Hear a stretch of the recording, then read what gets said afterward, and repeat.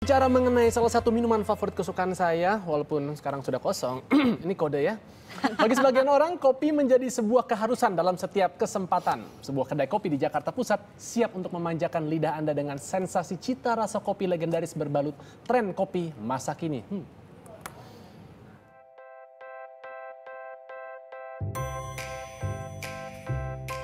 Kopi, si hitam satu ini selalu dicari penikmatnya. Kopi telah menjadi bagian dari tradisi dan gaya hidup yang mengedepankan kualitas cita rasa kopi. Warung Tinggi Kopi Tek Sun Ho, sebuah kedai kopi legendaris hadir dengan konsep modern. Usaha turun-temurun 5 generasi ini sudah eksis sejak tahun 1878. Biji kopi kualitas terbaik dari seluruh penjuru Indonesia seperti kopi luwak, kopi robusta, serta kopi arabica diproses dengan penuh presisi. Salah satu kopi khas kedai kopi ini adalah varian kopi jantan dan betina. Ya, tak hanya makhluk hidup yang dibedakan berdasarkan gender, kopi pun dibedakan berdasarkan gender penikmatnya. Kopi betina merupakan varian kopi robusta dengan bentuk biji kopi berukuran besar dan sedikit gepeng. Sedangkan kopi jantan, bentuk biji kopinya lebih kecil dan sedikit lonjong. Proses pengolahannya lebih lama dari kopi betina sehingga cita rasa dan aroma kopi lebih kuat dan pas untuk pria.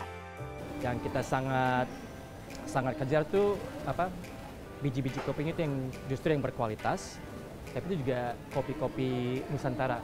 Sebuah alat seduh kopi unik dipamerkan dalam kedai kopi ini. Jika biasanya serbuk kopi diseduh menggunakan air panas, namun di sini menggunakan tetesan air dari es mencair. Caranya, es batu dimasukkan dalam wadah kaca coffee cold drip yang sudah diatur setiap 5 detik sekali untuk membasahi serbuk kopi. Tetesan air dingin itu jatuh dari coffee drip setinggi 1 meter, hingga akhirnya menghasilkan seduhan kopi dingin yang nikmat.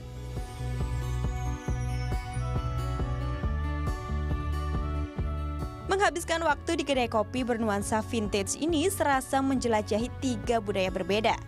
Megahnya konsep dekorasi Belanda, keunikan ukiran Tionghoa, serta hangatnya suasana khas Indonesia membuat penikmat kopi betah berlama-lama di kedai ini. Selain dari tempatnya enak, ada juga menu-menunya tuh enak-enak semua, especially kopinya. Jadi ada menu kopi tubruknya yang dicampur susu gitu dan kopinya tuh enak banget. Jika biasanya kelapa tart disajikan dalam bentuk potongan kue, di sini kelapa tart dikreasikan menjadi varian minuman dingin. Bahan-bahan yang digunakan pun tak jauh berbeda dengan kelapa tart pada umumnya. Espresso dikombinasikan dengan susu evaporasi, santan, sirup kelapa, es krim vanila, serta daging kelapa muda dan kismis dicampur dalam mixer hingga rata. Terakhir, untuk memberi kesan creamy, tambahkan whipped cream dan taburan serbuk kopi di atasnya. Sebuah sensasi lain menikmati kelapa tart. Belum genap 1 bulan berdiri, kedai kopi ini sudah mendapat sambutan cukup baik dari penikmat kopi. Selain menyajikan kopi, beberapa hidangan pendamping kopi pun disajikan. Salah satu menu primadona adalah martabak manis dengan selai coklat dan taburan biskuit coklat. Untuk menikmati sajian kopi otentik dan sajian sebagai teman minum kopi, tak perlu merogoh kocek dalam-dalam. Untuk sajian kopi dibanderol dengan harga Rp20.000 hingga Rp150.000. Sedangkan harga makanannya cukup dengan Rp15.000 hingga Rp55.000. Terjangkau bukan?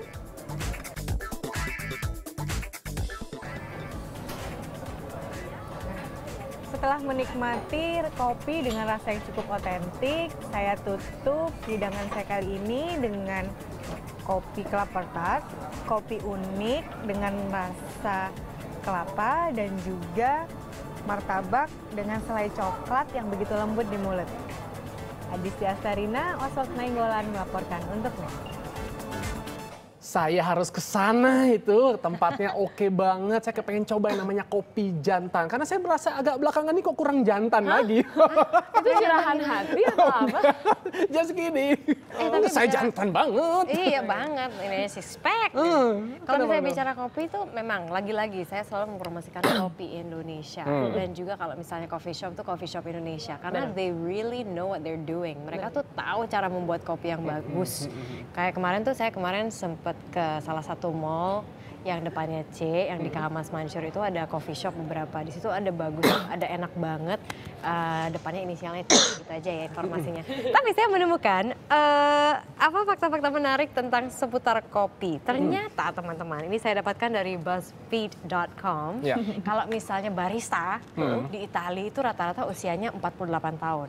Dan kalau misalnya kita menjadi seorang barista di Italia itu adalah profesi yang sangat dihormati oleh masyarakat Italia. Ya? Kemudian ada lagi nih, mana tadi yang menarik? Berarti saya masih punya waktu 20 tahun lagi untuk bisa menjadi barista di Italia. 20 tahun lagi, oke siap. 48 kan kamu bilang. Oke, boleh. Kemudian ada lagi, kata-kata kopi atau coffee itu diambil dari bahasa apa yuk? Bahasa Afrika. Bahasa Afrika. Bahasa Arab. Bahasa Arab. Bahasa Arab ternyata. Jadi kalau bahasa Arabnya dulu itu adalah kawat albun. Itu benar nggak? Iya. Ya. Kemudian dipendekin jadi kahwa. Kemudian kalau misalnya bahasa Turkinya jadi kafe. Terus dipinjam sama disandung lagi pakai bahasa Belanda jadi coffee. Kemudian bahasa Inggris coffee. Nah, kalau itu kan kopi ya. Ya. Kalau saya penasaran tuh coklat yang aslinya tuh kata-kata kokoa atau kakao sih? Iya kan? Iya. Mungkin nanti kita tanya. Nanti kita cari tahu ya. Ini juga sedikit informasi nih mengenai cara minum kopi. Jadi banyak orang ini kan minum kopi ya sesuka Minum hatinya. aja. Emang Jadi, harus diapain? Enggak, bukan. Jadi gini, ada penelitian. Peneliti ini namanya saya sempat baca Stephen Miller, dia dari Maryland. Jadi katanya orang minum kopi itu harus tahu disesuaikan dengan jam tidurnya dia dan jam bangunnya serta jam beraktivitas. Artinya gini. Minum kopi yang terbaik adalah pada saat hormon kortisol seseorang ini dalam keadaannya rendah. Artinya, jadi pada saat kita bangun tidur, hormon kortisol seseorang itu sedang tinggi. Sehingga pada saat dia misalnya bangun tidur langsung bikin kopi, efek kafein yang ada dalam kopi itu tidak langsung bekerja secara maksimum. Tapi misalnya kita bangunnya di jam-jam seperti jam 7 atau jam 8 pagi. Nah, minum yang terbaik itu kira-kira 2-3 jam setelahnya. Jadi habis makan siang aja mendingan ya? Nah, jadi supaya kita masih tetap bisa terjaga sampai nanti menjelang malam. Nah, tapi mungkin agak berbeda dengan kita nih bertiga yang bangunnya kurang lebih sekitar jam 3. Waktu kita mungkin antara jam 6 itu pas sekali kalau kita mau siaran, makanya bikin kopi. Makanya kamu ngopi. Tapi kalau misalnya kita ngopi juga nggak boleh sembarangan loh teman-teman. Jangan di tengah jalan tol ya. Informasi kopi banyak sekali. Iya, mohon maaf. Jadi ini ada informasi juga yang saya dapatkan dari BuzzFeed. Gimana? Kalau misalnya kita sudah minum 100 cangkir kopi dalam sehari, itu akan membahayakan kesehatan kita. 100 cangkir. Tapi ada dalam sejarah. Jadi Voltaire orang Prancis zaman dulu itu bisa sehari itu minum 50. 50 cangkir. Yes.